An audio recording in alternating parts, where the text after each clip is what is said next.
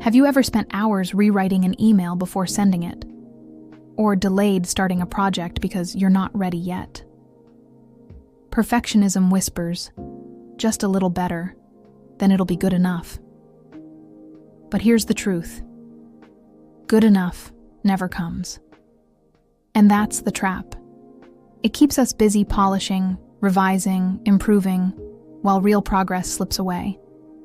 In this video, we'll unpack the psychology of perfectionism, why we chase it, how it sabotages success, and how embracing good enough can actually make you unstoppable. Stay to the end, because I'll share a 3-step framework you can start using today to break free from perfectionism, without lowering your standards. The hidden cost of always trying to be perfect. We live in a world that celebrates excellence, high achievers, flawless results, polished outcomes. But behind that image is a quiet truth. Perfectionism doesn't drive success.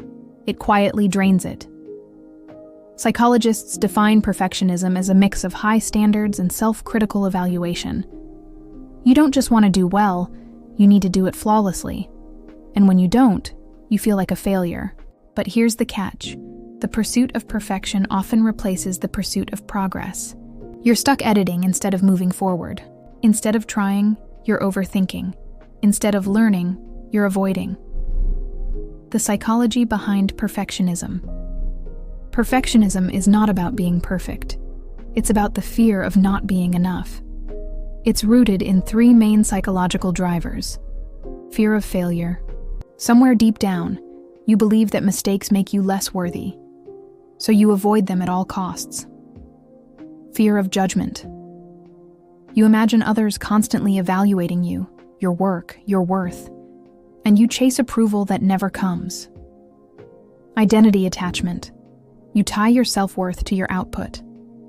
If your work is flawless, you feel good. If not, you question your value. But here's what perfectionism really does.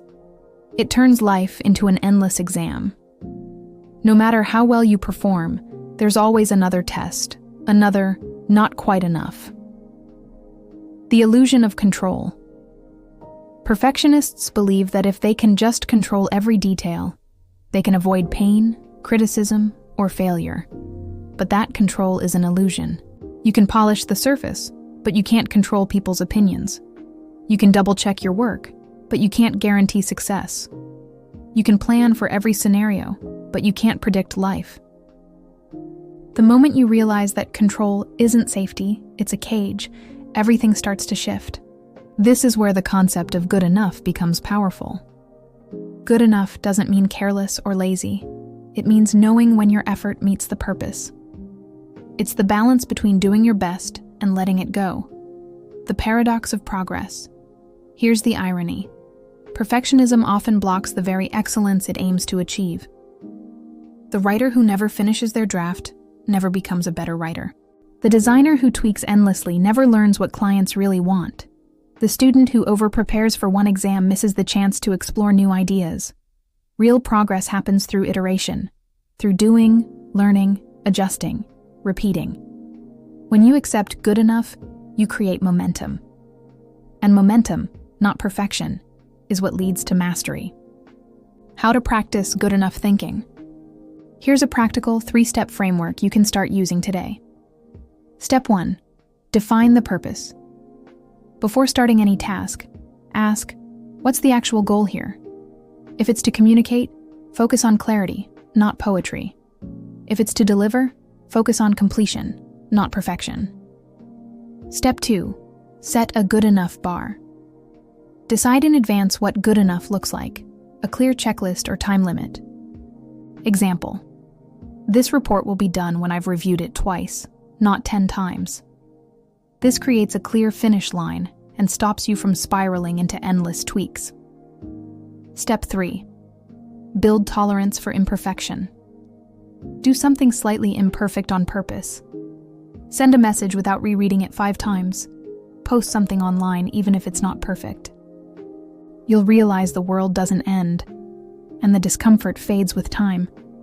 Perfectionism is like a muscle. The less you use it, the weaker it becomes. The emotional payoff. peace and progress. When you start embracing good enough, something powerful happens. You get your time, energy, and confidence back. You begin to trust yourself again, not because you're perfect, but because you're consistent. You finish things, you share ideas, you learn faster. And most importantly, you start living with peace instead of pressure. You stop chasing validation and start valuing growth. Remember, good enough is not the enemy of greatness. It's the foundation of it. Start today. So here's your challenge for this week. Pick one thing, a task, a project, or an idea you've been delaying because it's not ready yet. Set a timer. Finish it to the point of good enough. Then release it. Send it, publish it, share it, move on. Notice what happens. You'll feel uncomfortable at first, but you'll also feel free. If this video helped you rethink perfectionism, hit like and share it with someone who needs to hear this today. And if you want more content on mental clarity, self-growth, and high-performance habits, subscribe, and let's grow together, one good enough step at a time.